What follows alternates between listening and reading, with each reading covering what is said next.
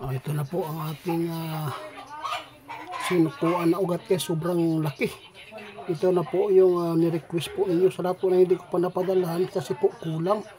Ito na po yung herbal na mabisa sa mga karamdaman, lalo na yung mga kanser, sibukaw, sinag-araw. Ito po guys, ipapakita ko na sa inyo para po kita nyo yung sinukuan na to ugat. Hindi po makita ang cross nito, kundi bulaklak na lang yung mga hugis niya, bulaklak.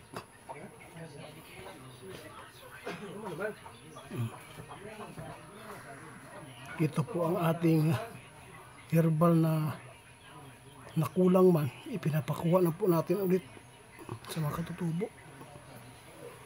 Ito yung sibukaw, sinag-araw. I-chop-chop lang ninyo guys kung gusto nyo uminom. Sa isang araw, kadalawa lang bisis uminom. Napakaganda.